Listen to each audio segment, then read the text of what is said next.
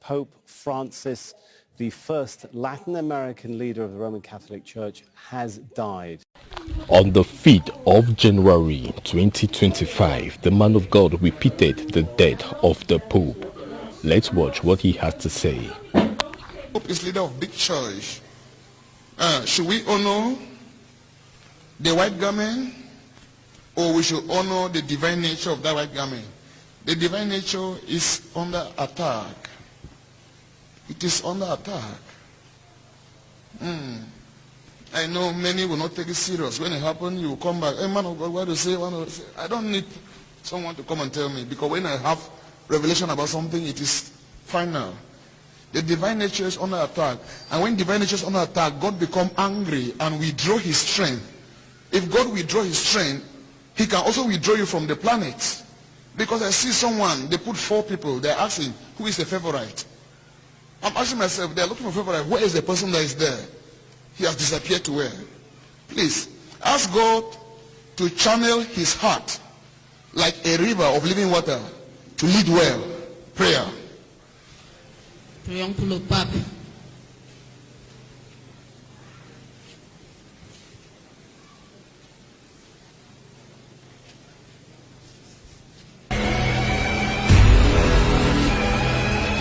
That Pope Francis, the first Latin American leader of the Roman Catholic Church, has died. Just to repeat that, an announcement being made by the Vatican in a video statement saying Pope Francis, who we know has been suffering health challenges, has now passed away. It ends an often turbulent reign that has reigned in the Vatican as he sought to overhaul the institution. Now, we do know that the Pope had appeared briefly to give traditional Easter blessing on Sunday. He appeared from the balcony of St. Peter's Basilica in front of crowds there. And that appearance followed a brief meeting with the US Vice President J.D. Vance. And those appearances were his highest profile appearances since he was discharged from hospital. Doctors were telling him he needed to rest, but he did make those brief appearances, raising perhaps hopes that he was on the mend. But now the news coming from the Vatican, the leader of the Roman Catholic Pope, the Roman Catholic Church, Pope Francis, has died at 88 years old.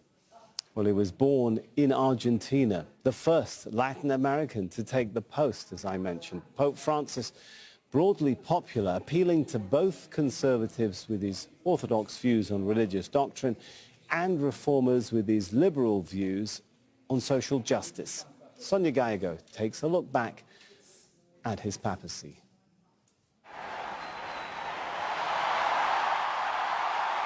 As soon as he stepped out onto the balcony of St. Peter's Basilica, Pope Francis made history. He was the first Latin American pope, the first non-European for more than 1,000 years, and his simple words and humble manner immediately won over the crowds. Buonasera.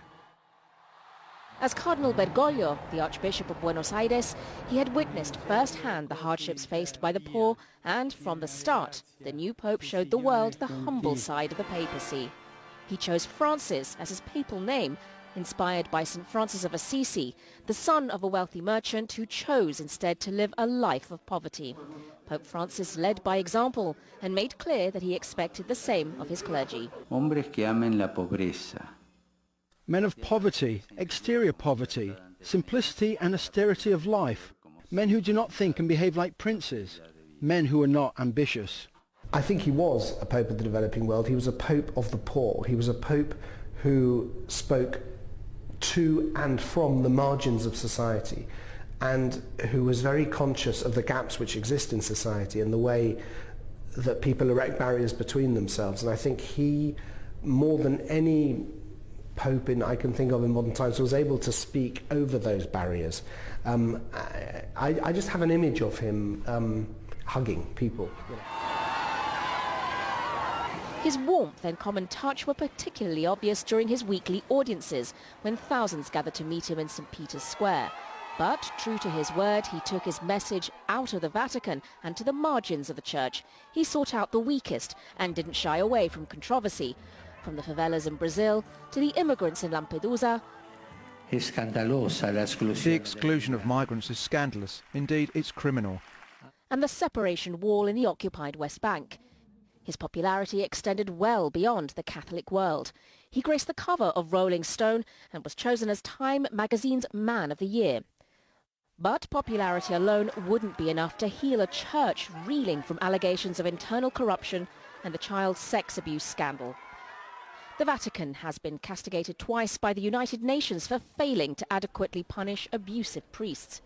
The Pope held private meetings with abuse victims and in the second year of his papacy set up a committee to oversee how parishes dealt with cases of abuse. Members of the committee included a cardinal as well as an abuse victim, but some survivors groups were disappointed, describing it as toothless.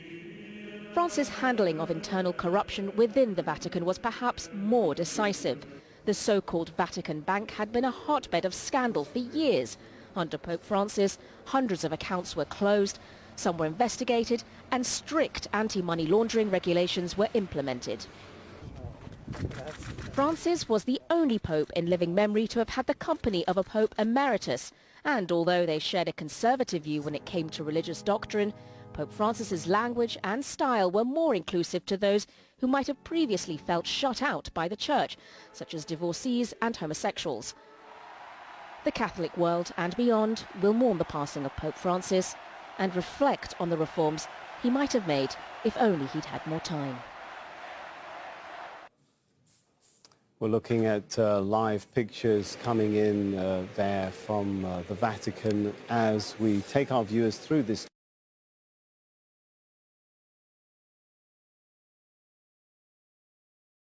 Beware of scammers. Beware of fraudsters. Always make sure you call the number on your screen before making any donation. Thank you. God bless you.